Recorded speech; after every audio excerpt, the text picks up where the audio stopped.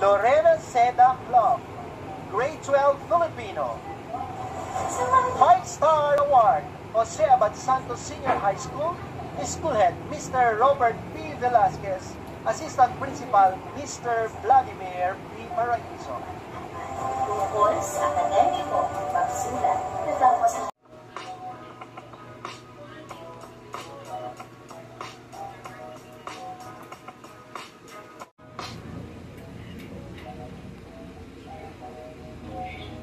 Congratulations sa ating mga awardees.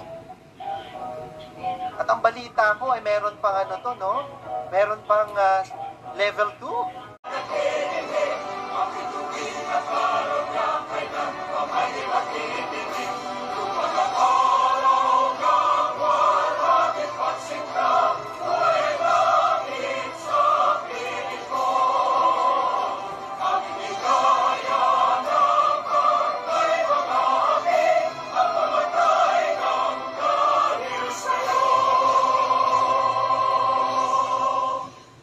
To shine and know that we and your students look up to you as the glittering light in the darkness of VUCA world of COVID pandemic.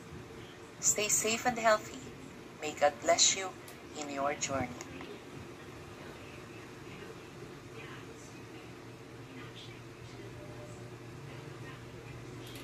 Thank you very much, our Schools Division Superintendent, Dr. Maria Magdalena Estin. Maraming salamat po for encouraging our teachers that they can create more video lessons to really inspire and to give access to learning. So at this point, we have around 86, because you've seen him on a lot of news in the television. Okay, and at the same time, he is the lead trainer of the DepEd TV. So, ladies and gentlemen, a warm round virtual applause for Mr. Paulo A. Bejones. Magandang hapon, ako po si Paulo Bejones, ang lead trainer ng DepEd TV Training Program. Pinabati ko po kayong lahat po at Vision Schools Manila. Maraming salamat po at inimbitahan niyo po ako magsalita ngayong hapon na ito. Sa malaking karangalan po. Nung nagsimula ang taong ito, wala talaga sa ating naisip na mawawala ang face-to-face instruction para sa schools na ito.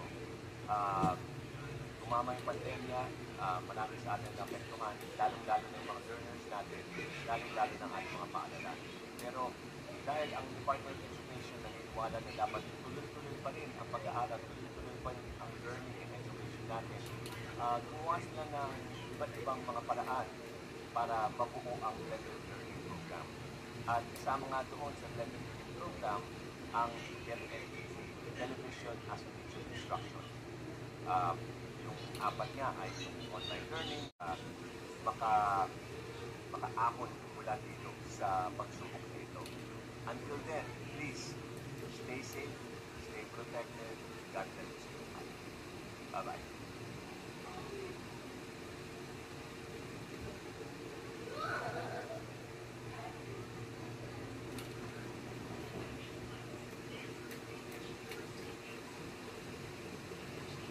Maraming salamat, Sir Paulo Bejones. Maraming salamat sa magiging parte ng DepEd family para sa bata, para sa bayan. Tama ka doon that this innovation will never go wrong because until now, from today until the next future, we need to be creating these video lessons for our learners. So maraming salamat, Sir Paulo. Yeah. So, we are also again very lucky because meron tayong rest back from the DepEd Central Office. He is always behind every technological innovations of DepEd family. So, ladies and gentlemen, a warm round of applause, virtual round of applause for the head of DepEd Central Office EdTech Unit, Mr. Mark Anthony C. Sir? Magandang araw sa ating pong lahat. Ako po ay lubos na natutuwa at I highly appreciate the effort of SDO-MANILA held by Dr. Maria Magdalena Cynthia Ailes regarding the passion on how we are going to utilize instructional video format, especially now that we have the pandemic situation. Sabi nga natin, maraming mga hindi ginagawa na natural ng mga guro ang siyang ginagawa natin yun because We thank you very much, Chief Ida Rendilla. At this point, ladies and gentlemen, to formally open our program, let us all welcome our Assistant Schools Division Superintendent in charge of the Curriculum Implementation Division, Dr. Cynthia L. Ailes. To our Schools Division Superintendent, Dr. Malina.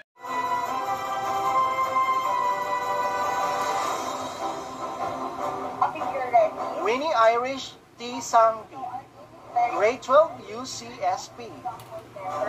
2-star award, Florentino Torres Senior High School, School Head Miss Maria Pura S. Talatan. Above the screen. Are you ready? Thumbs up again if you're ready. Okay. So for the first jumbo letter, I need this smallest sample.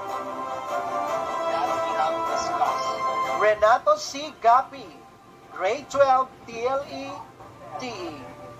3-star award, Florentino Torres Senior High School, School Head Miss Maria Pura S. Talatan. a ladder diagram is a type of electrical schematic diagram that represents circuit in a clear concise manner. This receptacle Morales from Rodriguez Vocational. Angelbert D. Morales, Grade 12 Physics. 4-star award, Eulogio Rodriguez Vocational High School, School Head, Miss Divina T. Manina. Scalar quantity is a quantity contains magnitude only. Kaya pagdating sa Filipino, Lorena Seda Club, Grade 12 Filipino.